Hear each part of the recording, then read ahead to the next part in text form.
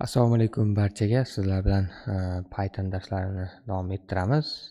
O'tgan darslarimiz davomida sizlar bilan Pythonda modullar haqida gaplashgan ekanmiz. Endi bugun o'sha mavzuyimizni mantiqiy davomi sifatida tashqi modullar bilan ishlash uchun imkoniyatlarni ko'rib chiqamiz Pythonda.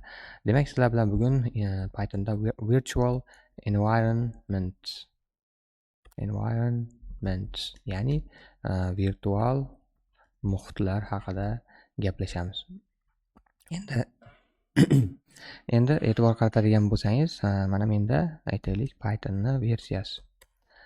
Python 3.14 versiyasi mavjud. Lekin aytaylik menda boshqa versiyalari ham bo'lishi mumkin, to'g'rimi? Masalan, men Windowsda bo'lganligim uchun where Python deb yozaman. Mana har xil yerlarda Python o'rnatilgan menda va bundan ham tashqari versiyalari bor. Hozir bu joyda aniqlanmayotgan bo'lishi mumkin. Masalan, menda Python 3.14 versiyasi va 3.13 versiyasi bor. Ikkalasi bir-biri bilan chalkashib qolishi mumkin, aytaylik. Bularni oldini olish uchun nima qilish kerak? Yoki bo'lmasam aytaylik, masalan, menga hozir mana faqat 3.14 versiyasi ko'rinyapti, lekin menga 3.13 versiyasidagi nima kerak? Imkoniyatlar kerak bo'ladigan bo'lsa yoki meni loyiham faqatgina o'sha eskiroq versiya bilan ishlaydigan bo'lsa nima qilish kerak? Yoki men ishlatmoqchi bo'lgan kutubxonalarim yangi versiya bilan emas, eski versiyalar bilan yaxshiroq chiqishadigan bo'lsa nima qilish kerak? Aynan ular uchun alohida qanday muhit hosil qilish mumkin ular bilan ishlash uchun? Yoki bo'lmasam men o'rnatayotgan kutubxonalarim ertaga masalan hozir aytaylik menda Django bor deylik. Django'ni 6-versiyasi bor. Lekin aytaylik men bitta loyiha o'rnatdim va u Django'ni masalan 3.2 versiyasida ishlar ekan. Yoki masalan Django'ni 4-versiyasi kerak bo'lib qoldi menga. Agar men 6-versiyasini o'rnatsam, bu versiyalar o'chib ketadi, bu versiyani o'chirsam, qolgan versiyalar o'chib ketadi va mana shunday konfliktlar bo'ladi. Har bitta proyektga kirganimda Django'ni aynan o'z 3-versiyasini o'rnatib yurishim kerak bo'ladi. Bularni oldini olish uchun menga nima kerak bo'ladi desangiz, aynan o'sha loyiha uchun ma'lum bir Python versiyasi va tashqi kutubxonalardan izolyatsiya qilingan, uzilgan holatda aynan o'sha loyiha uchun moslashtirilgan muhit kerak bo'ladi. O'sha muhitdan men o'zim istalgan aytaylik kutubxonalarning versiyalarini, o'zim istagan Python versiyasini ishlatishim mumkin bo'lishi kerak va mana shu imkoniyatni bizga virtual muhitlar Pythonda hosil qilib beradi va bularda foydalanishda eng o'sha oson usuli bu pip hisoblanadi. Pip nima degani deydigan bo'lsangiz, o'zi tarjimasi pip install package, pip installs packages, ya'ni pip package'larni, ya'ni paketlarni o'rnatadi degani. Endi pip o'zi nima degani deydigan bo'lsangiz, pip degani bu rekursiya hisoblanadi, ya'ni rekursion holat hisoblanadi. Bitta oynani ichida boshqa oyna, oynani ichida boshqa oyna. Xuddi o'shanday narsalarni bizda pip deb ataladi. Endi o'sha pip, ya'ni o'sha rekursion narsa o'sha paketlarni o'rnatishga yordam beradi deb aytiladi. Bu endi Wikipedianing ma'lumotlariga ko'ra, chunki boshqa odamlar boshqacharoq ham aytishgan. Masalan, ingliz tilida package installer of Python mana bu so'zlarni bosh harflardan ham olingan bo'lishi mumkin. Bilsangiz, ingliz tilida akronimlar, ya'ni qisqartmalarda of so'zi, and so'zlari tushirib yuboriladi. O'shanda pip hosil bo'ladi. Ya'ni Python uchun paketni o'rnatuvchisi deb aytsak ham bo'ladi. Yoki balki kimdir aytishi mumkindir, Python installs packages, ya'ni Python paketlarni o'rnatadi deb aytsak ham bo'ladi deb aytgan odamlar ham bor. Ya'ni umuman bu nom muhim emas bizga, u qisqa, eslab qolishga oson, qiziqarli, foydali va aytilgan ishni qilishi muhim. Ba'zilar endi men mana shu fikrga qo'shilgan bo'lardim. Package installing nima bo'ladi? Program. Men mana shu so'zlarni qisqartmasi sifatida olishni ma'qul ko'rardim. Ya'ni paketlarni o'rnatadigan ilova. Ya'ni pip shunday bir ilovaki, paketlarni o'rnatadi. Va ana endi davom etadigan bo'lsak, bizda demak pip o'rnatilgan bo'ladi o'zi avvaldan. Faqat pip bilan ishlaydigan bo'lsak, mana bu nima qilib beradi bizga? butun bir kutubxonani global tarzda butun bir kompyuterimizda mavjud holatda o'rnatishga yordam beradi. Lekin bizga aynan shu loyihamiz uchun kerak bo'ladi pip va u yordamda o'rnatiladigan kutubxonalarimiz. Shuning uchun biz avvalambor nima qilishimiz kerak? Virtual muhit hosil qilishimiz kerak. Buning uchun yozamiz Python yoki qisqartirib Py deb yozsangiz ham bo'ladi. Endi men Python deb yoza qolay. Python n chiziqcha m venv. Men odatda mana shunday yarataman, lekin ko'pchilik oldiga nuqta ham qo'yib qo'yishadi. Ya'ni loyihaning eng tepa qismida ko'rinib turishi uchun doimiy. Lekin menga misol uchun venv holatida yozish ko'proq ma'qul bo'ladi. Mana shu buyruqni ishga tushirganingizdan keyin sizga Python nima qilib beradi? Virtual muhit yaratib beradi. Venv nomi ostida bu nomni xohlagancha nomlashingiz mumkin va bu joyda e'tibor beradigan bo'lsangiz include, lib, scripts degan papkalar mavjud va bularning ichida mana hozir boshqa yerdan ko'radigan bo'lsak maxsus fayllar bor, mana papkalar bor, mana ko'ryapsizmi? Va hozir mana shu buyruqlardan keraklilarini ishlatamiz. Masalan, men venv papkasini ichidagi scripts papkasiga, ya'ni mana bu papkaga kiraman va bu joydan to'g'ridan-to'g'ri activate buyrug'ini ishga tushiraman. Mana activate buyrug'ini ishga tushiradigan bo'lsam, bu o'zi avtomatik tarzda menga mana bu men turgan terminalimni aniqlab beradi va uni ishga tushirishga yordam beradi. Agarda aynan Windows'daligini bilsam va ishlatmoqchi bo'lsam, mana men hozir Windows'ni CMD dasturidan foydalanyapman terminal uchun. bat kengaytmasini ishga tushirishim mumkin to'g'ridan-to'g'ri. Agarda terminalim fish terminal, agar bu haqida eshitgan bo'lsangiz, fish bo'lsa fish. Agar bu PowerShell bo'ladigan bo'lsa PS1, ya'ni PowerShell 1. Mana PS1. Va agarda boshqa bir aytaylik tizimda bo'ladigan bo'lsangiz, ya'ni odatda misol Linux yoki macOS kompyuterlarda, Windows bo'lmagan operatsion tizimlarda bunaqangi holatda venv papkasiga kirib, uni ichidagi scripts papkasiga kirib, uni ichidagi activate buyrug'ini ishga tushirilmaydi, balki source buyrug'i bilan ishga tushiriladi. Source venv bin activate. Mana shu tarzda yoki oxiriga sh qo'shib qo'yilgan holatda ishga tushiriladi. Agar siz Linux yoki macOS operatsion tizimini ishlatayotgan bo'lsangiz. Va bu joyda mana pip314 mana ko'rdingizmi? Biz o'rnatgan Python versiyasiga mos bo'lgan maxsus ilovalar, buyruqlar ishga tushirib qo'yilgan Python W va mana ko'rishingiz mumkin. Va deaktivatsiya qilish kodi, aktivatsiya qilish kodlari bu joyda. Va mana bu site packagesga qarasangiz, biz o'rnatgan paketlar. Hozircha pipni o'rnatganmiz xolos. Va yana kelgusida bu joyda include papkasida boshqa fayllar paydo bo'ladi, sozlama fayllari va shunga o'xshash fayllar. Endi biz hozir venv scripts va activate deb ishga tushiramiz, chunki biz Windowsdamiz yoki activate.bat deb yozsak ham bo'lar edi. Va ishga tushirishingiz bilan, mana aktivatsiya qilishingiz bilan o'zingizni operatsion tizimingizga mos holatda ishga tushirishingiz bilan mana venv bo'lib nima ko'rsatyapti? Virtual muhitimizning nomini bu yerda ko'rsatib turibdi. Mana manzildan oldin. Demak, biz endi virtual muhitda ichidamiz. Aynan mana shu terminalda. Va ana endi men bu joyda ko'rishim mumkin. Z-kod muharrirdaman. Z-kod muharriri ham mana shu virtual environmentimiz, ya'ni virtual muhitimizni ko'rish uchun bu pastki qismida mana Python Global Windows Store, ya'ni Windows Store orqali o'rnatilgan global Python mavjud, to'g'rimi?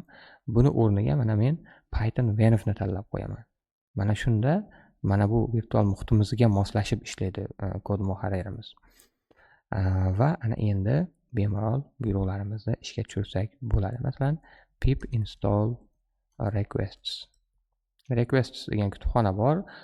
Buni internetdan o'sha pip yordamida o'rnatilish mumkin. Buni o'rnatganingizda nima bo'ladi? Venv papkasida bu joyda paydo bo'ladi va Python fayllarimiz ichida import qilib uni ishlatishimiz mumkin bo'ladi. Bu haqida ham birozdan keyin batafsil gaplashamiz. Endi bu pip install yordamida mana o'rnatishimiz mumkin. Installdan keyin buyruq nomi, ya'ni kutubxona nomini yozamiz. Mana o'rnatildi va aytyapti bizga pipning 26-versiyasi ham mavjud. Agar xohlasang, nima deyapti? Yangilab ol. biz xohlasak buni yangilab olishimiz mumkin shu buyruqni ishga tushirib, chunki odatda pip juda ham tez yangilanadi. Yangi kutubxonalar chiqqani sari, yangi o'zgartirishlar kiritilgani sari pipni versiyasi doimiy nima qilinadi, yangilab boriladi. Pipni versiyasini yangilab olish odatda tavsiya etiladigan narsa. Agar loyihangiz juda ham eski bo'lmasa agar. Va ana endi pip freeze deyman. Freeze degani muzlatish degani. Pip freeze buyrug'idan foydalanib, men nima qilishim mumkin? Loyihamizga o'rnatilgan kutubxonalarni ko'rishim mumkin. Men mana requests paketini o'rnatdim. Lekin requests paketini o'rnatgan bo'lsam ham, bu bilan qo'shilib mana urllib 3 yoki mana idna, charset, bular har biri bir-biriga bog'liq bo'lgan transitive dependencylar, ya'ni bog'liqliklar bo'ladi. Ya'ni faqatgina requests kutubxonasini o'rnatganimizda u o'zi bilan birga urllib 3 ni olib kelgan bo'lishi mumkin. U o'zi bilan birga idna ni olib kelgan bo'lishi. Idna esa mana bu ikkalasini olib kelgan bo'lishi mumkin. Mana shu bizda nima qilingan, o'rnatilgan nimalarni ko'rsatib beradi? Kutubxonalarni ko'rsatib beradi. Odatda eng yaxshi usul bu bularni doimiy yangi kutubxonalarni qo'shganingizdan keyin bitta faylga saqlab qo'yish hisoblanadi. O'shaning uchun bu joyda dan katta belgisini qo'yib requirements.txt mana shunaqangi, ya'ni requirements degani talablar degani. Mana shu loyihamiz uchun o'rnatilishi kerak bo'lgan kutubxona bo'yicha talablar mana shu faylda, text faylda saqlansin deb turib mana shu faylni ichiga yozib qo'ydik. Ya'ni hozir mana bu joyda chiqqan narsalar endi requirements text faylning ichiga nima qilindi, yozib qo'yildi. Buni ochadigan bo'lsak, mana ko'rishingiz mumkin. Mana bularni alohida ranglar bilan ajratib beryapti. Chunki buni o'sha kod muharrirlari qanday ishlashini tushunadi. Va bu juda ham yaxshi usul hisoblanadi. Doim yangi kutubxonalarni qo'shganingizdan keyin bu joyga saqlab qo'ying. Aynan mana shu buyruqni ishga tushirib. Va keyinchalik kimdir keladigan bo'lsa, loyihangizni o'ziga o'rnatadigan bo'lsa, siz VNF papkasini unga ulashishingiz shart emas. U pip aytaylik, pip install r, ya'ni requirements uchun requirements.txt deb turib, aynan mana shu requirements text fayllarning ichidagi versiyadagi kutubxonalarni o'rnat deb turib nima qilishi mumkin? Ishga tushirishi mumkin va aytaylik VNF papkasi ham o'zi hosil bo'ladi va shu joyda o'rnatiladi shu narsalar. Mana shu narsalarda demak yodda tutish kerak ekan. Bu endi ko'pincha Python loyihalarida ishlatadigan buyruqlarimiz hisoblanadi. Va bundan tashqari ana endi deactivate buyrug'i bor. Deactivate buyrug'ini bosishimiz bilan mana nima bo'ldi? Virtual muhitimizdan chiqib ketdi. Mana ko'rishingiz mumkin bu joyda ham scripts papkasida deactivate buyrug'i bor. Deactivate buyrug'i demak ish holatini to'xtatadi, ya'ni chiqib ketishimizga yordam beradi. Va ana endi site packages ni ochadigan bo'lsak, mana ko'rishingiz mumkin requests kutubxonasini va qolgan unga tegishli bo'lgan kutubxonalarda fayllari, papkalari bu joyga o'rnatilganini ko'rishimiz mumkin bo'ladi. Mana bu endi pip odatda qanday ishlashi hisoblanadi. Demak, virtual muhit nima ekan? Python interpreter, ya'ni Pythonni o'sha talqin qilib beradigan, kodlarni ishga tushirib beradigan ilovasi va barcha o'rnatilgan o'sha paketlarimizni majmuasi. Har bir o'sha Python o'rnatilishi o'zini bir muhitiga ega bo'ladi. Ya'ni biz aslida Pythonni global tarzda o'rnatgan taqdirimizda ham, ya'ni butun istagan joydan chaqirib ishlatishimiz mumkin bo'lgan holatda ham, ya'ni aynan bitta loyihamizga moslashtirib qo'ymaganmiz, balki global holatini ko'rgan taqdirimizda ham aslida ham u ham bitta muhit hisoblanadi. Endi virtual muhitsiz muammo nima bo'ladi desak, global paketlar bo'ladi. Masalan, aytdik, Django 3.2 versiyasi bilan 4.2 versiyasini bir vaqt o'zida ishlata olmaysiz. Talab qilsa agar, ya'ni yechim nima bo'ladi? Virtual muhit bo'ladi, virtual environment bo'ladi. Har bir loyiha uchun alohida izolyatsiya qilingan Python muhiti bu virtual environment ekan. Har bir virtual muhit o'zini Python pip va site packages qismlariga ega. Endi bu biz pip bilan ishlaganimizda. Endi odatda qanday nomlar ekanmiz? VNF yoki .VNF bilan nomlar ekanmiz. VNF ichida Pythonni ishga tushiradigan buyruqlar, fayllar, paketlar global emas, faqat aynan shu muhitda o'zida bo'lishi uchun site packages va global Python manzili bo'lsa, aynan shu loyihaga moslashib qoladi va nima bo'ladi? Mana shu virtual muhitni o'zini ishlatishga yordam beradi. Mana bu narsalarni demak nima qilibmiz, bilib olibmiz. Endi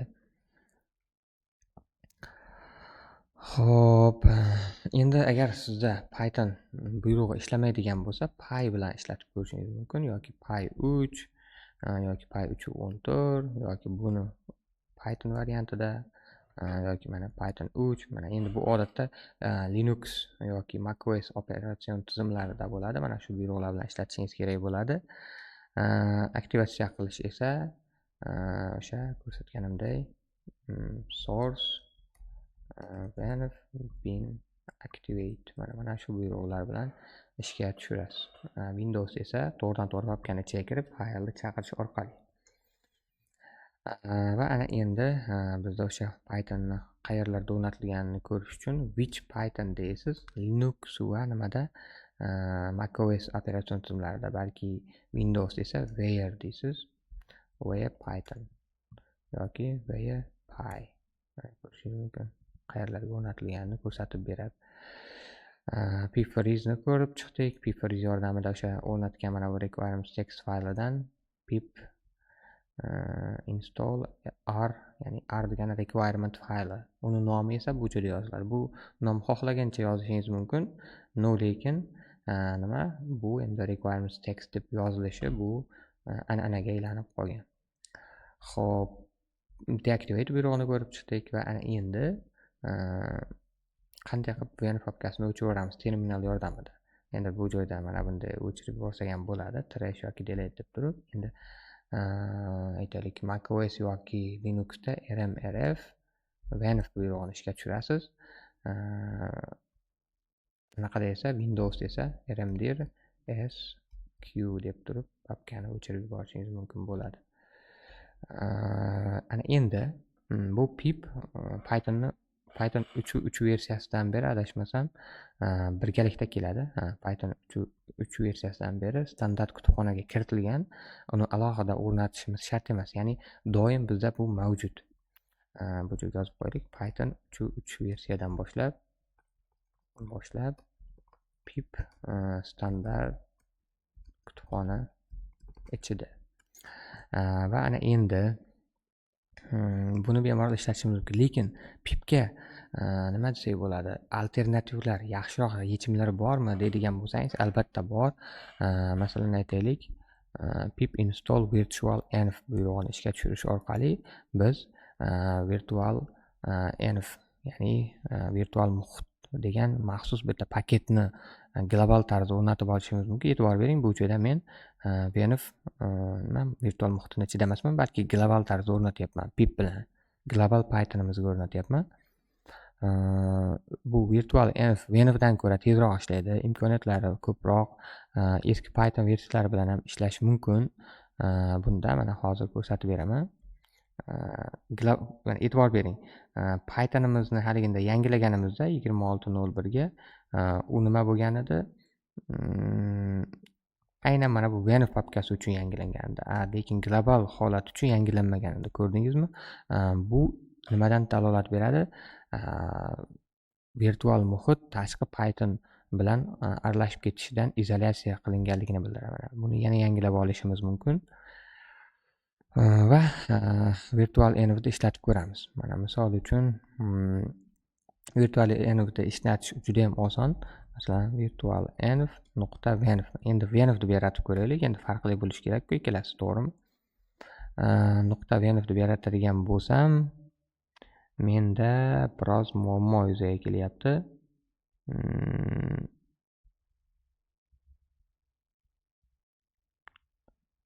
Xo'sh.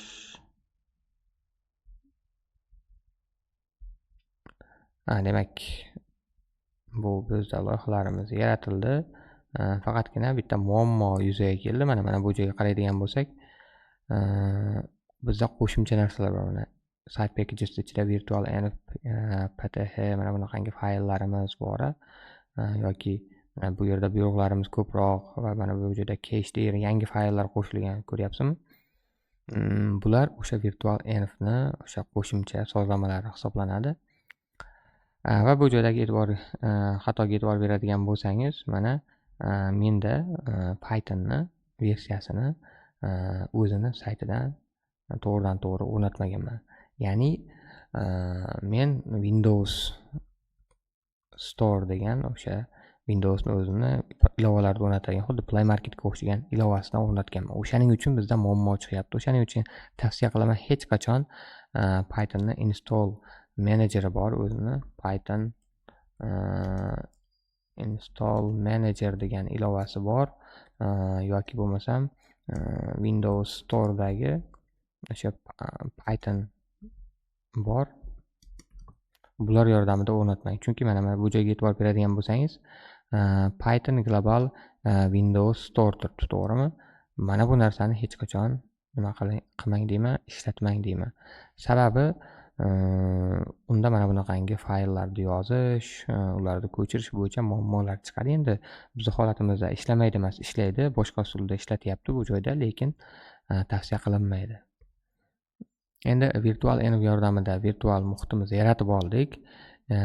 Yoki masalan aniq bitta versiyasini berishimiz mumkin. Menga Python 3.14 emas, Python 3.11 kerak bo'lishi mumkin. Python 3.11 yordamida masalan mana bu buyruq yordamida hosil qilishim mumkin yangi Python muhitini. Lekin bu joyda ham yana nima bo'lyapti? Muammo yuzaga kelyapti. Bu joyda Python 3.11 versiyasi meni kompyuterimda o'rnatilmagan. O'rnatilgan bo'lsa, o'sha yordamida o'rnatib beradi. Ya'ni bitta kompyuterda bir nechta Python versiyalarini nima qilish mumkin ekan? O'rnatish mumkin ekan bir vaqt o'zida. Aynan biz ko'rsatgan versiya yordamida bu joyda nima qilib berardi?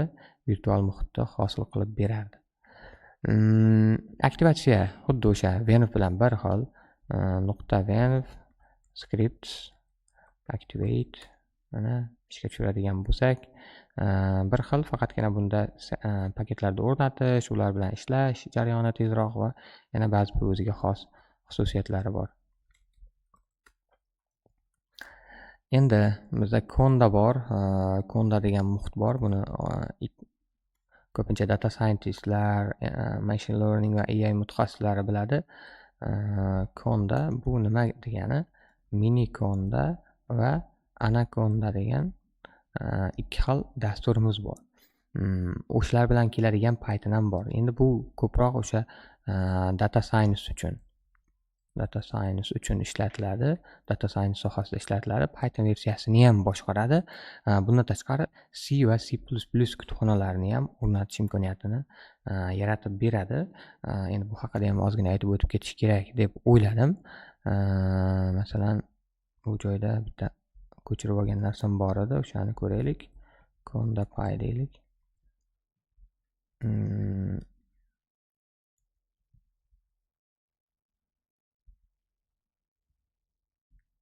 Xo'p. Mana ko'rishingiz mumkin bu joyda Conda create and mening muhitim, ya'ni muhit nomini, ya'ni venv nimadir, masalan data science deb turib yozishingiz mumkin va Pythonni aynan qaysi versiyasida yaratmoqchiligingizni ko'rsatib qo'yasiz. Mana bu holatda muhit yaratishingiz mumkin. Aktivatsiya qilish mana bunday amalga oshiriladi. Paketlarni o'rnatish mana Conda install bilan yoki C kutubxonalarini mana Conda Forge, Scikit-learn mana bunaqangi holatda o'rnatishingiz mumkin va muhitlarning ro'yxatini mana bunday ko'rishingiz mumkin. Va ularni o'chirish mumkin, eksport qilish mumkin. Mana bu requirements text fayliga o'xshab environment yml degan YAML fayli bo'ladi. Bu faylga eksport qilish mumkin va ulardan import qilish mumkin. Mana yangi muhit yaratish mumkin. Ko'rdingizmi?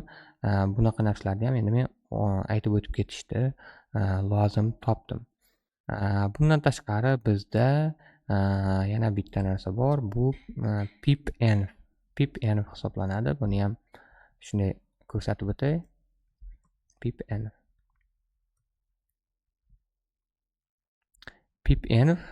nima qilib beradi bizga?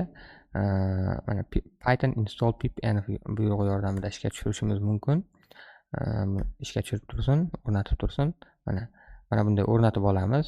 pipenv yordamida nima qilishimiz mumkin? Request papka modulini o'rnatishimiz mumkin.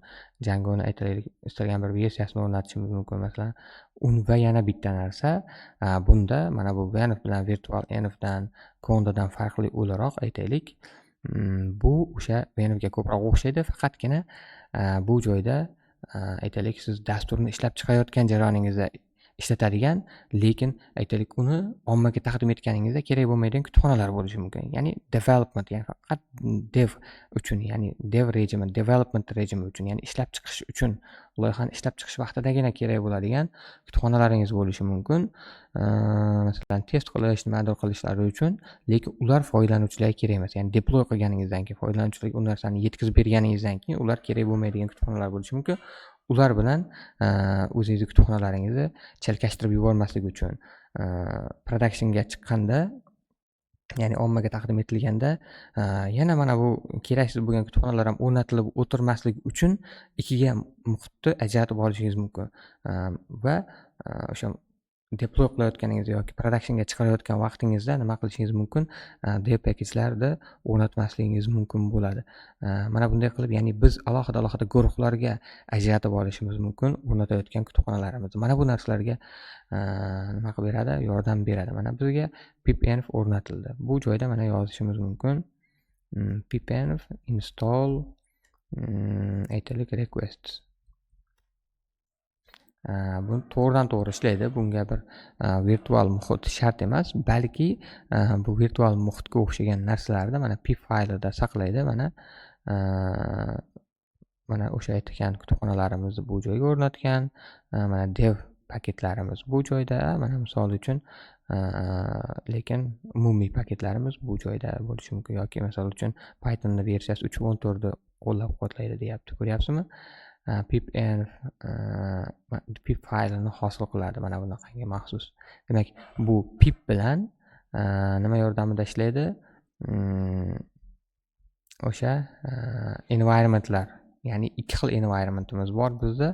Bittasi nima ekan? Dev environment, dasturchilar uchun ishlatiladi, ishlab chiqish vaqtida keyinchalik kerak bo'lmaydi.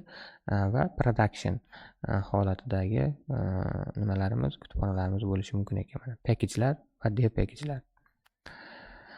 Xo'p, bu yerda o'zi pip fayli hosil qiladi va kerakli bo'lgan narsalarni bu joyda o'rnatish, boshqa qilish imkoniyatlari hammasi bor. Mana requirements text fayldagi narsalarimizni allaqachon nima qilib qo'ydi? O'rnatib qo'ydi. pipenv deganimizda o'rnatib, kerakli narsalarni yozib, log fayli bor. Log fayli aynan qachon, qaysi Python versiyasi bilan, qanday holatda va qanaqangi hash, mana hashlari bo'ladi o'zini. Paket buzilmaganligini, ichida virus yoki nimadir o'zgartirishlar kiritilmaganligini tekshirish uchun mana bunaqangi hash kodlari bo'ladi. Shu fayllarni nima qiladi? Hashlarini, indekslarigacha, hattoki versiyalarigacha ma'lumotlarni log faylda saqlab qo'yadi. Mana hamma narsani o'rnatib, pip fayl logga saqlab qo'ydi. Va bizga log fayl emas, ko'pincha pip fayli kerak bo'ladi. Chunki log fayl avtomatik yaratiladi. Buni o'zgartirishingiz shart emas. Pip faylini o'zgartirasiz ko'pincha. Endi pipenv yordamida mana pipenv shell buyrug'ini yuritadigan bo'lsak, bizga mana o'sha virtual muhitimizni ishga tushirib berdi va bu joyda pipenv run buyrug'i bilan bo'lsa, ya'ni pip mana bu muhitimizni ishga tushirmasdan turib ham nima qilishimiz mumkin? Ma'lum bir buyruqlarni ishga tushirishimiz mumkin bo'lar ekan. Buni ham demak, bu joyda ko'radigan bo'lsak, mana pipenv run Python, ya'ni pipenv yordamida Pythonni, ya'ni aynan o'sha virtual muhitimiz ichidagi Pythonni ishga tushir, ya'ni tashqaridagini emas, va keyin u yordamida mainpy faylimizni ishga tushir deb aytishimiz mumkin ekan. pipenv log deb yozadigan bo'lsak, bizga log faylini qaytadan nima qilib beradi? Hosil qilib yaratib berar ekan. Demak, bilishimiz kerak bo'lgan asosiy narsalar mana shulardan iborat hozircha o'sha pipenv bo'yicha. Bundan tashqari bizda poetry degan narsa bor.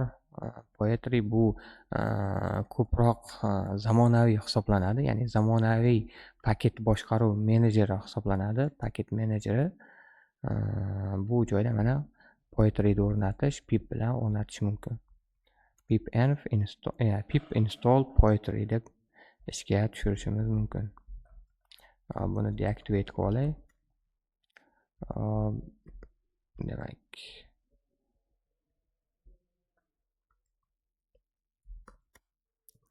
mana pip yordamida global holatda poetryni nima qilyapman, o'rnatyapman. Poetry degani she'riyat, san'at degan ma'noni bildiradi.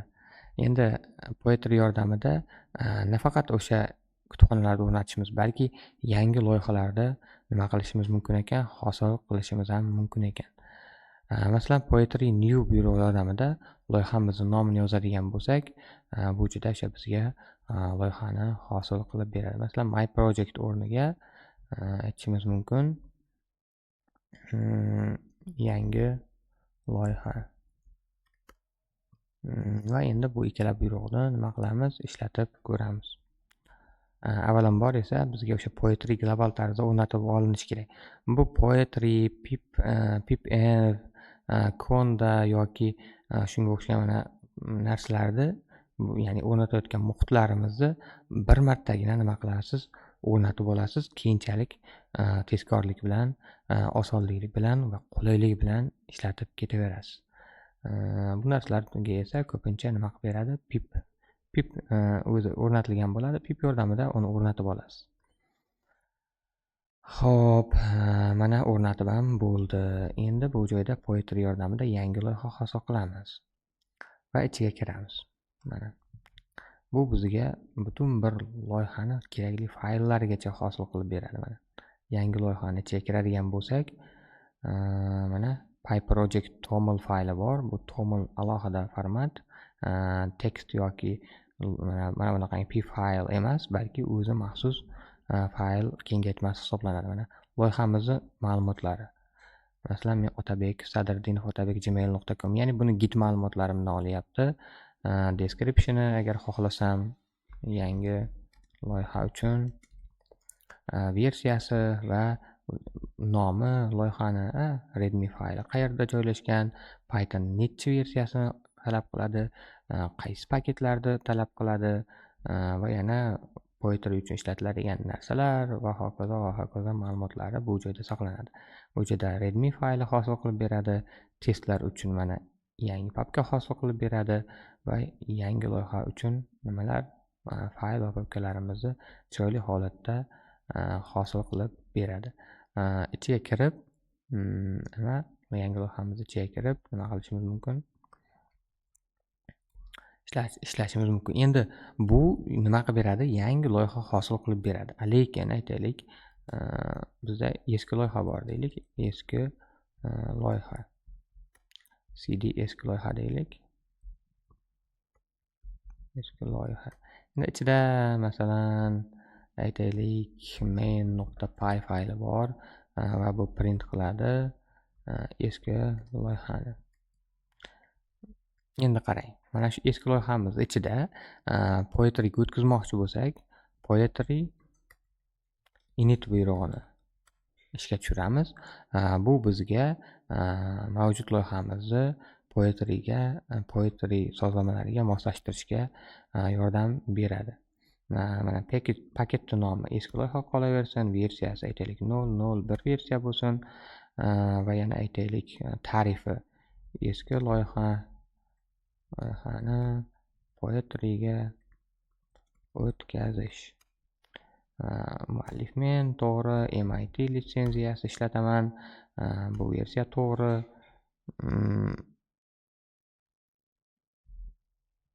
Masalan, yes bosishim mumkin. Masalan, bu joyda requests paketini o'rnatishim mumkin. Va aytaylik menga tanlovlar beryapti, ya'ni 0-da turgan tanlovni bosaman. Masalan, aytaylik menga Poetry requestsni 2.32.5 versiyasi kerak bo'lsin. Va masalan bo'sh ketadi. Shunday bosadigan bo'lsam, to'xtaydi. Boshqa kerak emas. Va ana endi menga development uchun aytaylik qanaqadir paketlar kerak bo'lishi mumkin. Masalan, PyTest deyman. Va aytadiki bu mana shu faylni yarataveraymi deydi. Ha deydigan bo'lsam, mana o'sha loyihamizni hosil qilib beradi.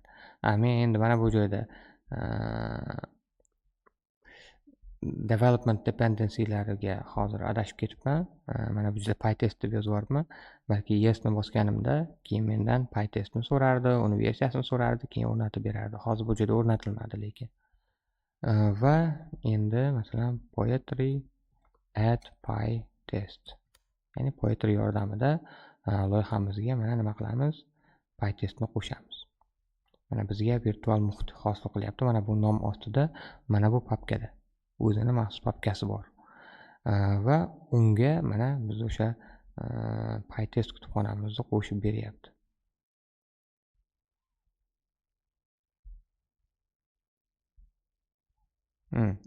Nimadir muammolar yuzaga keldi. Endi men hozir bularga alohida to'xtalib o'tirmoqchi emasman.